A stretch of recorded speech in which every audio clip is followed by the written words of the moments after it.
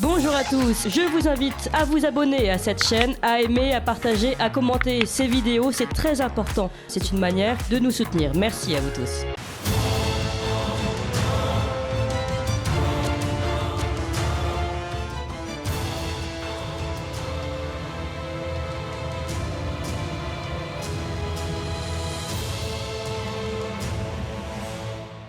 Bonjour Philippe Pasco. Bonjour. Vous êtes ancien élu local, chevalier des arts et des lettres et vous avez écrit plusieurs livres. Alors on va en citer quelques-uns. Pilleurs de vie, pilleurs d'État, mensonges d'État. Tout ça est à retrouver aux éditions Max Milo. Le dernier, Le pouvoir du pire, également aux éditions Max Milo. Nous sommes également avec Didier Maistre, notre partenaire du jeudi. Bonjour Didier. Bonjour à tous. Et donc nous invitons aujourd'hui pour un autre livre que vous publiez. Décidément aujourd'hui vous êtes productif en ce début d'année 2023. Les cons ça ose tout, moi aussi, aux éditions Bonneton. Faut dire qu'il y a beaucoup de cons en ce moment. Ben oui, mais alors pourquoi cette passion pour les cons alors maintenant? Parce que j'écris des bouquins sur les élus, j'écris des bouquins sur les gens qui mettent les doigts dans la confiture, et en même temps j'écris sur des cons qui mettent les doigts dans la confiture ou ailleurs. D'accord. Donc vous savez que vous listez en fait tout un tas c'est une sorte de signal d'un monde qui part en folie. Voilà, on va essayer de rester pour nos auditeurs un petit peu courtois au minimum en tout cas. Effectivement, en plus, vous prenez énormément d'exemples. Alors, vous soulevez beaucoup de thèmes différents, notamment peut-être, on peut commencer par cette histoire de réseaux sociaux. Alors, ça a beaucoup fait pour les cons, puisque maintenant ils peuvent s'exprimer et tout le monde peut les voir. Voilà, vous exprimez. Voilà, non seulement tout le monde peut s'exprimer, mais en plus, on a moins ce filtre désinhibant, et donc on peut plus facilement dire n'importe quoi. Vous parlez notamment des platistes. Alors, qu'est-ce que vous avez contre les platistes? J'ai rien contre les platistes, mais je trouve quand même que c'est un peu bizarre qu'au XXIe siècle, il y a encore 8 ou 9 millions de personnes qui croient que la Terre est désespérément plate, portée par un éléphant et deux tortues. J'ai un malaise de compréhension intelligente par rapport à ça.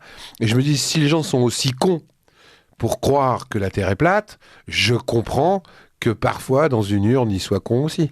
Et je voudrais signaler quand même que sur les cons, il y a une préface intelligente d'un type formidable que j'adore, qui s'appelle Bruno Gaccio. Et qui cite aussi un autre type absolument formidable, qui malheureusement n'est plus parmi nous, qui est François Cavana. Exactement. Et on pourrait y revenir. Et donc, pour en revenir sur les platistes, alors non seulement en plus ça donne une sorte de caution pour critiquer le complotisme et englober dans les complotismes tous ceux qui s'interrogent sur le Covid et sur la Terre plate. Mais faut pas confondre les gens qui se posent des questions et les gens qui disent n'importe quoi. Moi, se poser des questions, je trouve que c'est sain. Douter, je trouve que c'est sain. Affirmer que la Terre est plate, je trouve que c'est con. Oui, c'est sûr. Mais en même temps, est-ce que ça vient pas aussi d'un manque de confiance dans les médias? Est-ce que c'est pas aussi la responsabilité des médias qui racontent souvent n'importe quoi sur tout un tas de sujets, et donc on se dit, mais s'ils racontent n'importe quoi sur, je sais pas, l'économie ou le Covid, pourquoi est-ce qu'ils diraient que la Terre est plate? Les gens racontent pas n'importe quoi, ils racontent tout et n'importe quoi. Et surtout, les gens ne vérifient plus. Aujourd'hui, la vérité, c'est les likes. Si vous avez 60 000 likes sur les réseaux sociaux, vous dites vrai. C'est pas pour ça que c'est vrai, mais vous avez 60 000 likes, donc la vérité aujourd'hui, c'est un doigt qu'on pose sur l'écran. Effectivement, Didier Maistre. Sur le clavier.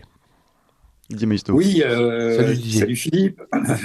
En fait, moi, il m'a bien fait sourire ce livre, parce que c'est vrai que la connerie a tout envahi, et particulièrement, c'est vrai, les réseaux sociaux. Et le problème avec la connerie, c'est qu'il y a toujours plus de cons que de gens qui luttent contre les cons. Même si on s'insère dans les gens qui ne sont pas cons, on est toujours le con de quelqu'un.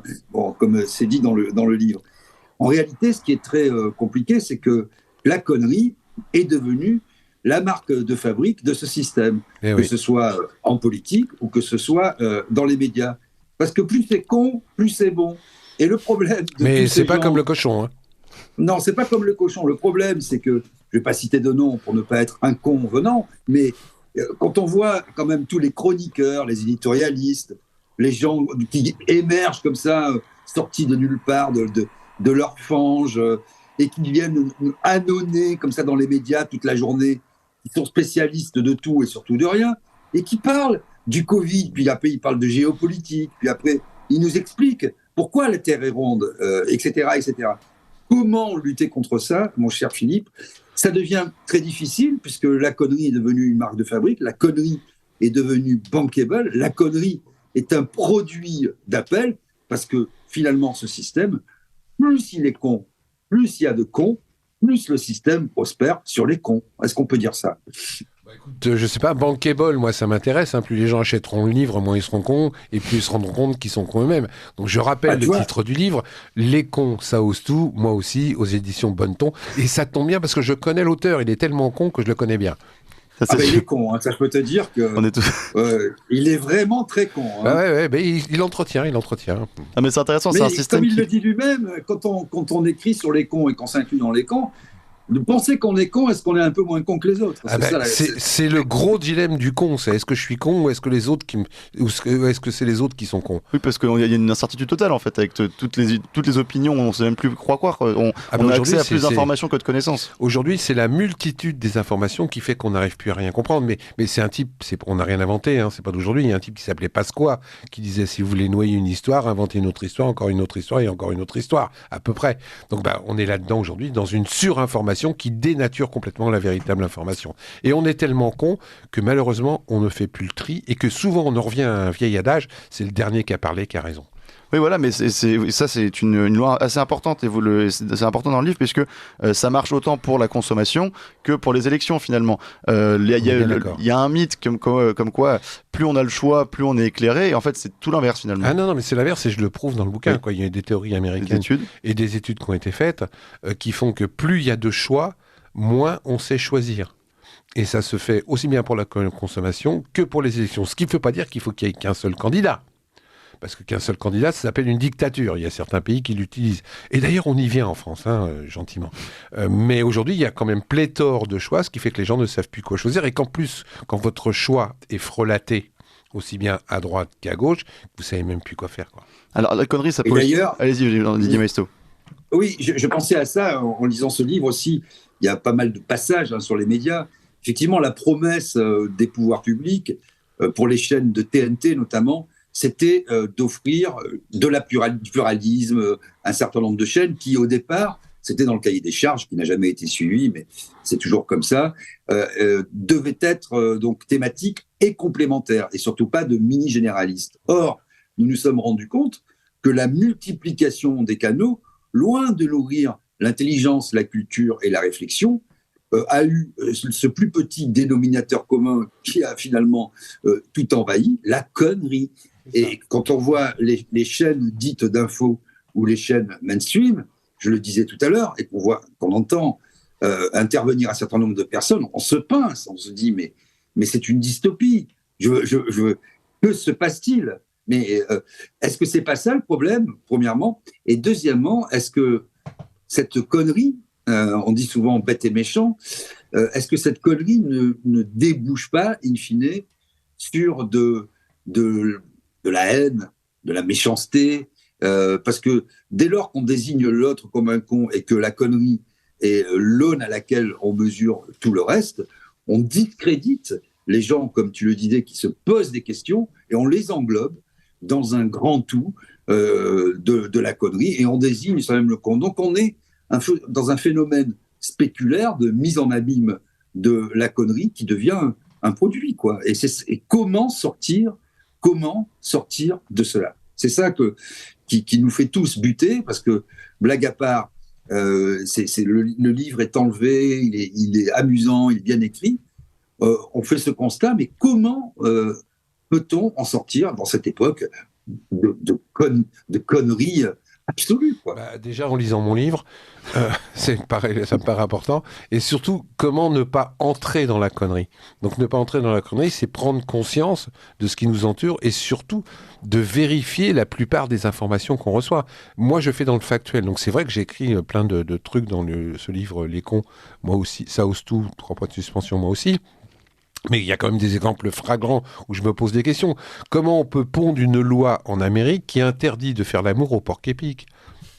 Oui, c'est une vraie question. Oui. Mais en plus, c'est factuel, c'est vrai. Il y a alors les États-Unis, c'est vrai que voilà, ils sont maîtres aussi dans les lois imbéciles, et on peut revenir parce qu'il y a aussi cette question, c'est que avec ces lois, alors c'est des lois un peu ridicules comme ça, mais il y en a d'autres qui posent encore plus problème, sur lesquels on peut revenir. C'est que finalement, la connerie est encouragée, institutionnalisée par ces lois. Vous prenez l'exemple, par exemple, des avions qui volent à vide. Oui, ça c'est génial, ça c'est la connerie. Alors pourquoi est-ce qu'on leur fait voler à vide ? On leur fait parce que s'ils veulent pas, entre guillemets, ils ont des amendes. Donc ça leur coûte moins cher de voler à vide que d'avoir une amende. C'est des trucs complètement aberrants. Et d'un autre côté, on demande aux gens au sol de serrer leur ceinture sur leur salaire. Ça, c'est les aberrations, conneries du capitalisme effréné.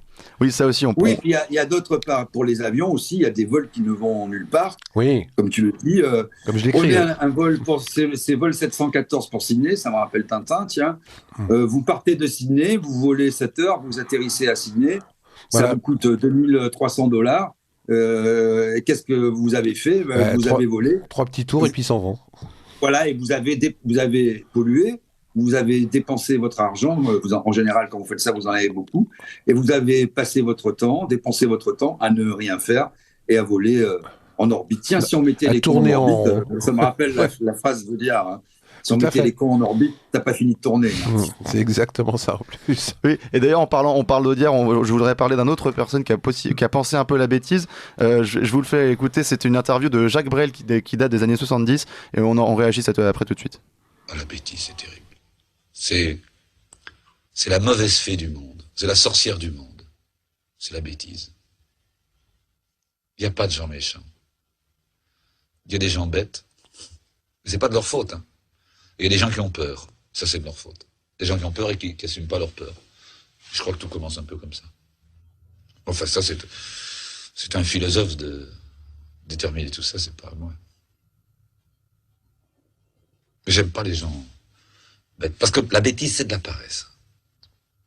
On me fera jamais croire que... La bêtise, c'est un type qui vit et il se dit, ça me suffit. Ça me suffit. Je vis, je vais bien, ça me suffit. Et il se botte pas le cul tous les matins en disant c'est pas assez. Tu ne sais pas assez de choses, tu ne vois pas assez de choses, tu ne fais pas assez de choses. C'est de la paresse, je crois, la bêtise. C'est de la paresse, la bêtise. Une espèce de graisse autour du cœur qui arrive, une graisse autour du cerveau. Je crois que c'est ça. Je sais pas si c'est de la paresse, la bêtise. C'est vrai que trop se poser de questions, c'est pas bon non plus, mais je trouve qu'il y a des gens qui s'en posent pas assez en ce moment, quoi, qui réagissent pas et on s'abêtise de plus en plus. On a l'impression d'être de plus en plus intelligent et en fin de compte, on se retrouve prisonnier d'une prison qu'on construit soi-même. On a l'impression d'être libre. Je veux dire, vous regardez la télévision, je veux dire, il y a de quoi devenir fou, alors que la télévision est un espace de liberté, pour moi. C'est-à-dire que vous choisissez la chaîne, vous choisissez le bouton, vous choisissez l'heure, et les gens se dirigent de plus en plus vers de l'abêtisation télévisuelle. Et ce qu'ils ne comprennent pas, c'est que plus ils regardent de la daube, plus on va leur en servir. Philippe Didier Maisto. Oui, je pense que c'est... quand Jacques Brel disait ça, moi, je suis assez d'accord, hein, que c'est toujours une paresse. Hein. Et d'ailleurs, le simple fait de dire non, c'est un effort. Hein. Quand on dit oui, on fait ça. Quand on dit non, c'est un corps tout tendu. Ça demande... Quand on dit non, c'est à la bêtise. Quand on dit non au pré-mâché, c'est une nouvelle aventure qui commence. C'est-à-dire, oui, on est de plus en plus tout seul, en plus. Voilà, c'est encore plus difficile. Voilà, qu'est-ce que tu proposes? Et je pense effectivement que cette paresse, dans un monde en plus, je ne sais pas ce qu'en pense Philippe, digitalisé, où on a plus de moins en moins de rapports humains, où tout est pré-mâché, les sites internet, tous les services publics, etc., doivent normalement régler les problèmes. En fait, ils créent d'autres problèmes. Et donc, petit à petit, on nous enlève non pas notre capacité à réfléchir, mais les outils même qui nous permettraient d'exercer notre capacité à réfléchir. Et c'est pas un bon signe, parce que les sociétés occidentales vont de plus en plus vers ça. Les dictatures, elles sont basées sur la connerie. Hein. Qu'est-ce que c'est qu'une dictature? C'est garder les gens les plus cons dans des frontières bien fermées et essayer de les rendre encore plus cons, c'est-à-dire soumis, quoi. Et finalement, aujourd'hui, peut-être sommes-nous, dans nos sociétés occidentales, dans un monde, dans des sociétés qui sont très sophistiquées du point de vue de l'ingénierie, du point de vue de la numérisation ou des institutions qui sont finalement des miroirs aux alouettes, mais en réalité, tout ça fabrique de la bêtise en barre, parce que non seulement, premièrement, ça nous déshumanise, deuxièmement, ça empêche toute relation sociale, toute action de groupe, et je pense aussi que l'ubérisation participe de ça, et le télétravail aussi, d'une certaine manière, participe de ça, en empêchant les gens de se regrouper et d'agir dans une cause plus grande qui les dépasse. Et finalement, la connerie, mais c'est vieux comme le monde, tu le dis d'ailleurs dans le livre, hein, ça a toujours existé, puisqu'on a parfois même aujourd'hui effacé des peintures datant du paléolithique pour faire plus propre. Ouais. Et c'est un peu... Et Wikipédia, si je fais un parallèle, tu vois, pense à ça, Wikipédia, finalement, c'est l'encyclopédie en ligne qui efface les peintures rupestres les peintures du paléolithique. Dans un monde tout lisse, tout propre, parce que est-ce que le problème, pour conclure, sur cette question, n'est pas que lorsqu'on possède les contenants, les tuyaux, etc., on influe fortement sur les contenus. Et si le tuyau est con, tu balances de la connerie sous pression, et à la fin, tu inondes les gens de conneries. C'est ça le problème, je pense. On est bien d'accord. Mauvaise locomotive, mauvais train. C'est ce que j'ai voulu dénoncer de façon ludique dans ce livre chez les éditions Bonneton. C'est-à-dire que arrêtons de regarder la connerie passivement, prenons-la en main et débarrassons-nous-en, parce que la meilleure façon de sortir de la connerie, c'est encore de ne pas y entrer. Oui, mais le problème, c'est qu'aussi les gens, ils sont demandeurs, malheureusement, aujourd'hui, puisque on est aussi... Ils sont pas demandeurs, ils sont consommateurs. Oui, ils sont consommateurs, c'est pas pareil. Ils sont dans le confort surtout. Oui, mais ils sont consommateurs, c'est qu'on leur donne à consommer que de la merde et ils mangent de la merde. Ils en demandent aussi, puisque les audiences aujourd'hui, il y a le soir par exemple à 19h, je prends une chaîne au hasard, il y a 2 chaînes qui coexistent de manière totalement libre, sur lesquelles on est totalement libre de changer, qui sont Arte et C8. Oui. Et sur C8, on trouve Cyril Hanouna, sur lequel on pense ce qu'on veut, mais on peut pas dire que c'est une émission extrêmement intelligente. Ah, c'est l'émission politique française aujourd'hui. Absolument. Faut le savoir. C'est la référence politique. Il y a même les ministres qui y vont. C'est sûr, et c'est dire le niveau de la politique, mais il y a aussi des émissions beaucoup plus intéressantes, alors sur Arte, sur Public Sénat, j'en sais rien. Et les audiences parlent pour C8, malheureusement. Sauf qu'il faut bien que tu te places dans le contexte. Aujourd'hui, quand tu as fait tes 3 heures de transport, que tu es dans la merde dans le travail, que tu sais pas comment tu vas remplir ton frigo, t'as pas envie de la prendre, t'as envie de te reposer. Donc qu'est-ce que tu fais? T'allumes la télé, tu regardes la première connerie qui te fait rigoler bassement. Parce que t'as pas le temps ni les moyens de faire autre chose. C'est pour ça que je dis qu'on n'est que des consommateurs obligés. Aujourd'hui, les gens ont même plus le temps parce qu'ils ont rien à mettre dans... C'est pas un peu facile? Mais non, c'est pas facile, c'est la réalité. Quand le 10 du mois, tu sais plus ce que tu vas mettre dans ton frigo, et je lisais encore un article ce matin dans Le Parisien, il y a des gens, le 5 du mois, il leur reste 100 € par mois. Eh ben, qu'est-ce qu'ils font? Ils suppriment les loisirs, ils suppriment l'intelligence, ils suppriment le théâtre, ils suppriment toutes les choses qui prennent du temps pour évoluer. Et tu regardes que de la daube, parce que regarder de la daube, c'est facile. Donc tu appuies sur le bouton de la daube. Donc c'est pas des gens demandeurs, c'est des gens consommateurs par obligation. Et de plus en plus, on entraîne les gens dans ce système-là. Parce qu'ils n'ont pas le choix. Quand tu sais pas comment tu vas régler ta facture d'essence, quand tu sais pas comment tu vas régler ton assurance, t'as pas envie de te compliquer la vie en plus. T'as pas envie d'apprendre en plus. T'as pas envie de te pencher sur l'élévation de ton esprit. Tu vas vers le plus bas, ce qui te détend et ce qui te fait oublier la daube de ton quotidien. Alors, Didier Maisto a soulevé aussi, on s'éloigne de mon livre, les enfants. Hein.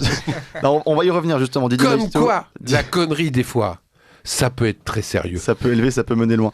Mais justement, Didier Maisto a soulevé aussi dans sa dernière prise de parole un souci, un problème aujourd'hui, c'est qu'on a de moins en moins de rapports humains et qu'on s'en remet... On a de moins en moins de rapports tout court. Hein. Tout court aussi, vous en parlez dans ce livre. Et donc on s'en remet soit aux réseaux sociaux, soit à la justice. Ouais. Et effectivement, ça donne lieu à des poursuites en justice et des affaires judiciaires, alors partout dans le monde, mais en France également, complètement folles, notamment avec les néo-ruraux qui arrivent dans les campagnes et qui demandent... Brigitte Bardot a répondu il n'y a pas longtemps. Oui, mais en même temps, Brigitte Bardot a répondu, mais elle n'est pas juge, et il y a des décisions de justice qui sont complètement folles, où on interdit à des coqs de chanter, par exemple. Oui. Il y a pire que ça, je veux dire. Là, il y a des gens qui ont été condamnés parce qu'ils avaient des grenouilles dans une mare, et après 10 ans de procédure, tu te rends compte, 10 ans de procédure, on leur demande de fermer la mare et de tuer leurs grenouilles. Donc, parce qu'il y a 2 néros, et j'ai même un mec complètement fou, je l'ai mis dans le livre, qui a pris ses vacances à côté d'une église. Et il n'a pas compris que la cloche sonnait tous les matins. Donc il a été voir le maire, il a été voir le curé en exigeant qu'on arrête la cloche parce que lui était en train de prendre ses vacances. Quoi. C'est aussi le domaine maintenant de chacun pour sa gueule. Oui, et on s'en remet à la justice. On n'essaie même pas de régler les conflits par eux-mêmes. Ah bah non, aujourd'hui j'ai le malheur de dire bonjour mademoiselle et je me retrouve avec un procès, un hashtag et tu ne dois dire mademoiselle sur mon mur. et sur ma porte de maison. Quel réactionnaire ce Philippe Pasco. J'ai pas l'air comme ça, mais non, je le précise, je suis de gauche, les enfants. On dirait pas comme ça, mais non, mais nous on a reçu aussi en tout début d'année 2022 un paysan qui est dans l'Oise, qui s'appelait Vincent Verschuer. Je crois qu'il a dû fermer son exploitation puisqu'il a eu un procès pour des vaches, l'odeur et le bruit de ces vaches. Oui. Et surtout la personne qui lui faisait son procès n'habitait plus dans la commune depuis 10 ans. On est d'accord, mais on tourne sur la folie. Il y a même des Japonais qui ont inventé maintenant une pilule pour éviter que les pets sentent mauvais. Ouais, non, mais pourquoi on fait ça? Est-ce que c'est pas un renoncement aussi à la vie? C'est un renoncement à la différence, c'est un renoncement à des gens qui ont la créativité. Il faut normaliser, il faut que tout rentre dans le même. Et en même temps, les gens demandent la différence. C'est là où une aberration illogique. C'est-à-dire que tout le monde veut être différent, mais en même temps, il faut que tout le monde soit identique. Et la tolérance devient quelque chose à sens unique. C'est-à-dire que je suis très tolérant, à condition que tout le monde soit d'accord avec moi. On va continuer à parler effectivement aussi de la culture de l'effacement, de droits des minorités, mais on va continuer à parler de tous ces sujets avec vous, Philippe Pasco, avec ce livre Les cons ça ose tout aux éditions, les cons ça ose tout, moi aussi, il faut vous inclure dedans, aux éditions Bonneton. Mais tout de suite, il est 9h et on fait un petit point d'information avec Adèle Roster. Ligne droite.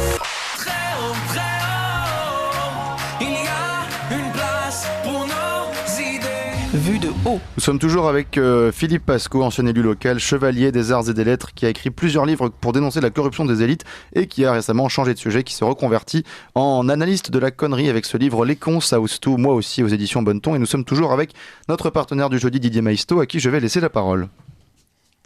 Oui, alors en fait, ce qui se passe, je voudrais entendre Philippe Pasco là-dessus, sur l'instrumentalisation de l'Assemblée nationale, qu'il connaît bien aussi.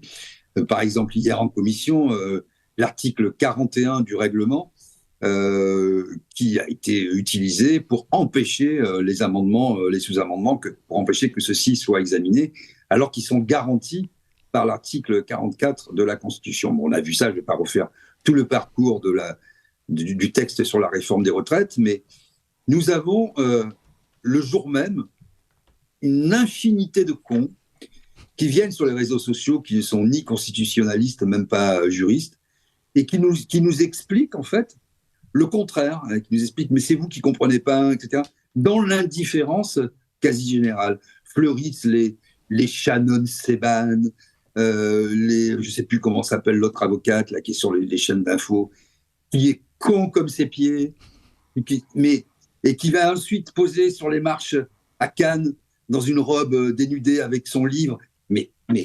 Et si vous expliquez quelle est véritablement la loi, comment ça fonctionne, pourquoi la Ve République est morte, elle était enterrée hier, etc., on vous dit, mais vous êtes complotiste, vous êtes conspirationniste, en fait on est tous des cons de plotistes.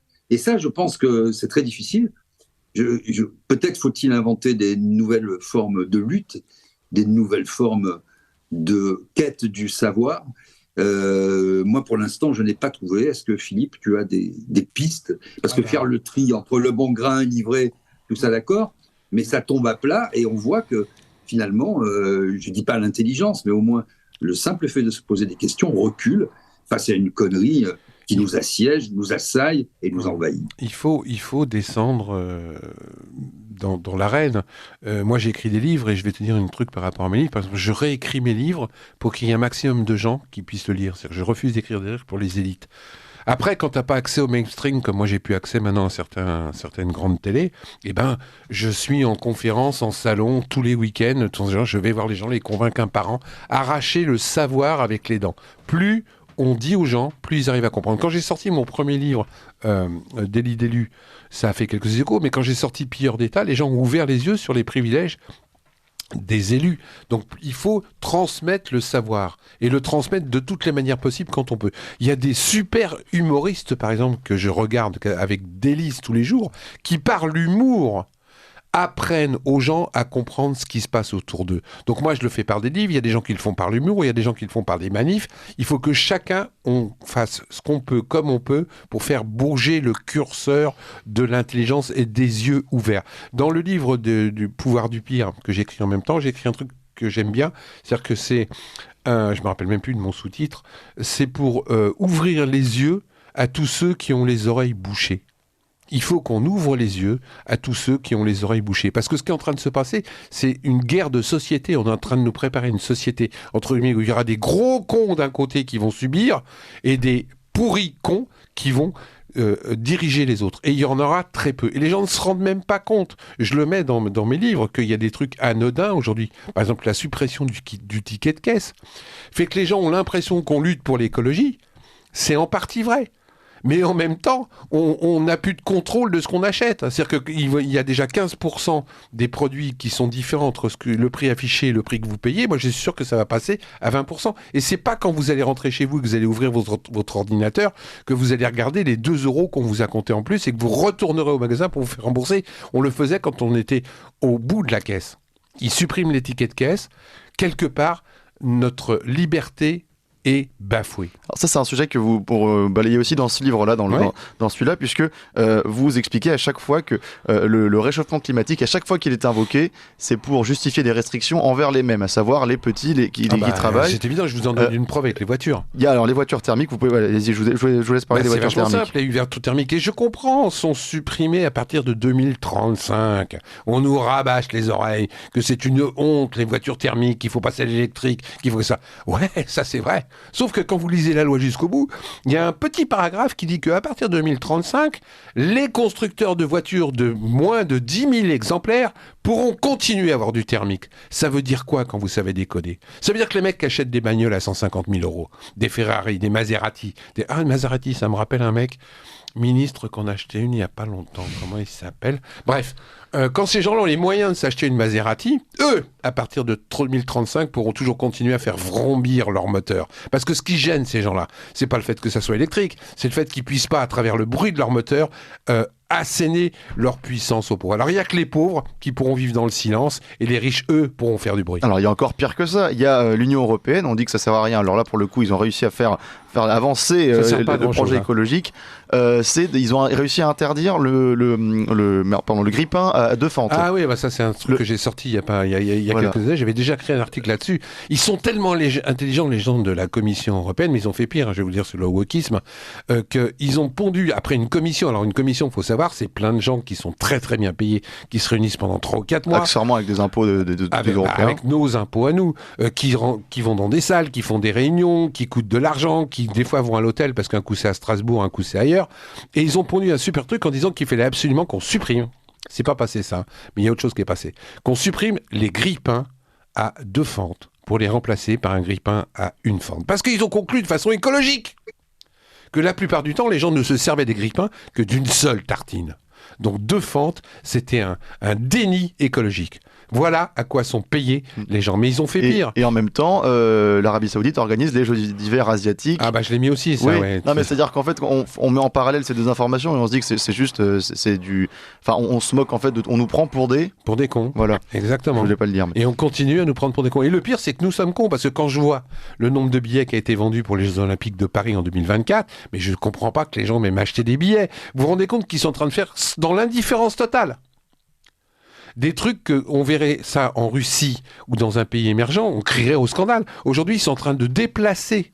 J'ai la preuve à Angers, par exemple. Ils ont viré des SDF d'Angers d'un hôtel pour pouvoir placer des SDF de Paris. C'est-à-dire qu'ils sont en train de vider Paris de tous les SDF pour les mettre à Angers, à Tours, etc., pour que Paris soit propre aux Jeux Olympiques. Mais c'est quoi cette connerie qu'on laisse faire dans l'indifférence totale ? Eh ben, je trouve qu'on est con là-dessus, parce qu'on le paiera. Les gens gueulent tous après les Jeux Olympiques parce que ça coûte de l'argent, etc., et les billets sont à 1 500 €, et il y a des gens qui les achètent. Mais vous êtes cons, les gens. Didier Maisto. Oui, sur ce sujet, d'ailleurs, il y a quelques mois, j'avais dit plusieurs choses sur les JO, qu'on chasserait les étudiants et qu'on chasserait les SDF, et tous les gens qui occupent de façon indue, pense-t-il, l'espace public. On m'avait, et je ne sais pas si vous en souvenez, traité de tous les noms, etc. Aujourd'hui, c'est une réalité, parce qu'on arrive à anticiper la connerie. Mais pour rester sur l'écologie, j'ai entendu il y a 2 jours Jean Covici, là, qui n'est pas à une connerie près, justement sur cette écologie punitive. Moi, j'ai une fibre écolo, je vis à la campagne. Bon, voilà, j'ai toujours aimé ça. Mais aujourd'hui, il y a des prétendus écologistes qui nous prépare, ou souhaiterait en tout cas nous préparer à un monde concentrationnaire où bientôt ils vont nous dire où pisser, c'est-à-dire 4 vols d'avion quand on est jeune, hein, puis après on a le droit d'aller pisser en Corrèze, mais pas plus loin, attention. Hein.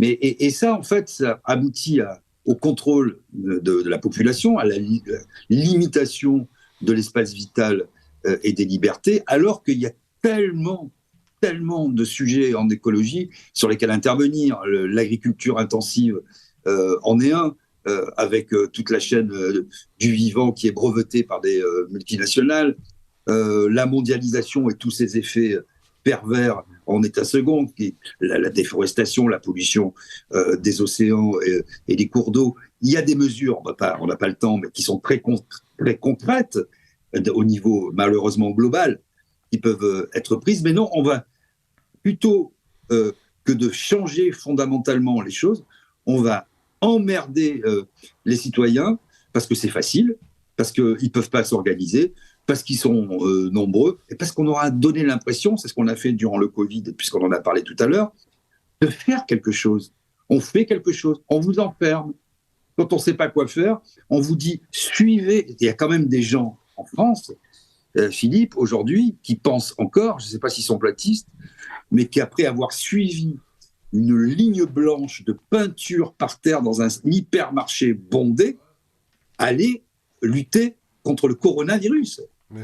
Il y a encore des gens qui pensent que, en étant dynamique sur une plage et pas statique sur une plage déserte ou dans une forêt, ils allaient lutter contre le virus. Il y a encore des gens qui pensent ça, parce que c'est-à-dire que toute la journée, H24, pendant des mois et des années, on a mis ça dans la tête des gens, et c'est très difficile après, puisque le cerveau est ainsi fait que c'est un peu presque le syndrome de Stockholm, que quand on le gave, comme tu en parles aussi, c'est Cavana qui en parle tu cites sa préface, comme on gave mécaniquement les oies, on nous gave mécaniquement pour faire du foie gras destiné à l'élite. Voilà, c'est ça le problème.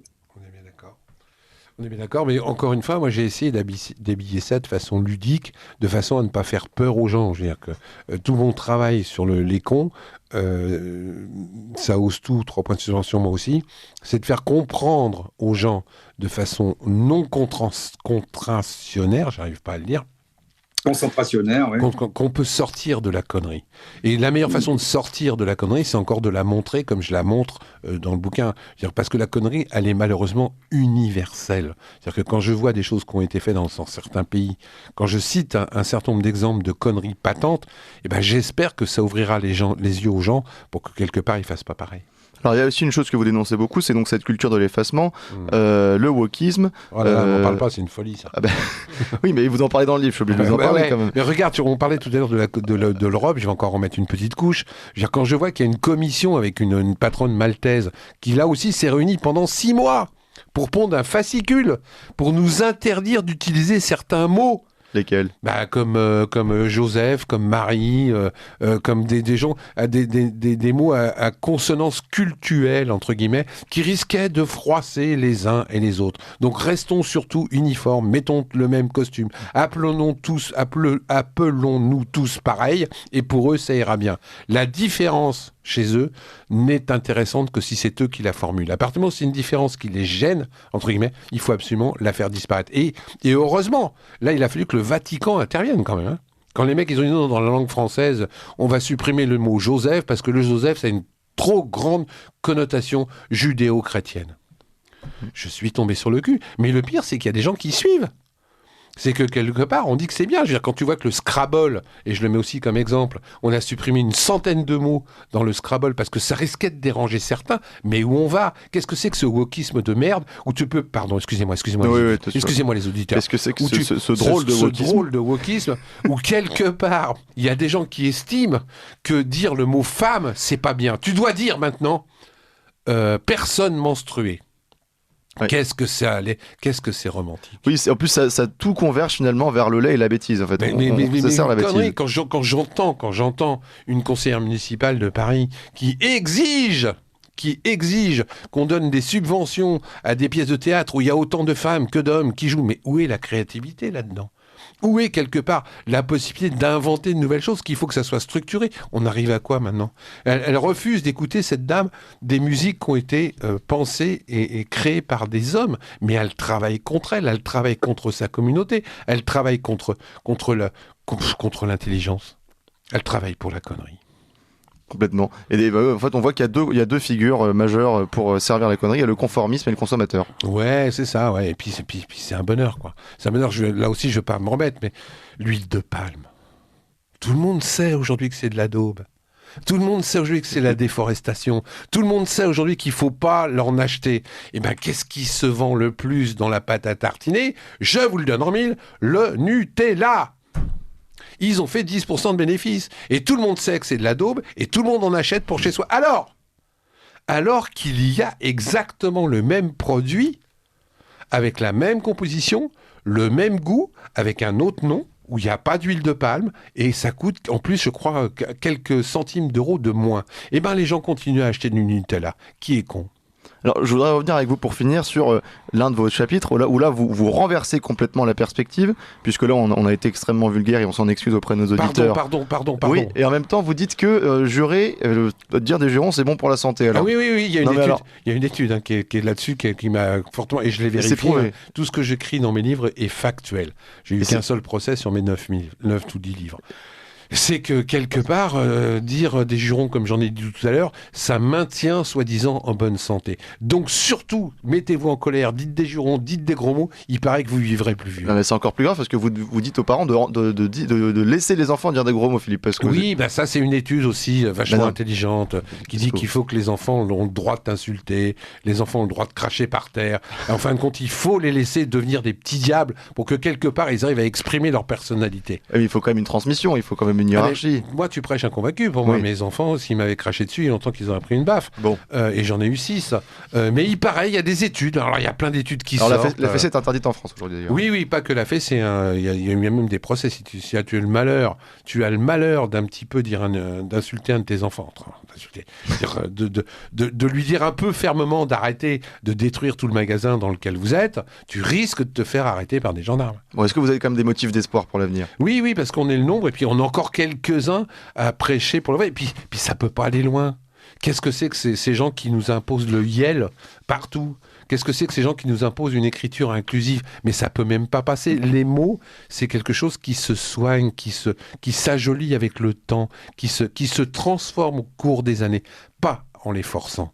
Et plus on essaye de nous forcer, plus un jour ou l'autre, il y a des îlots de résistance qui vont se créer, et un jour ou l'autre, ça va exploser, parce qu'à force de tirer à la corde, elle finit par craquer. À force de pourrir la vie à tous les gens qui font les riches.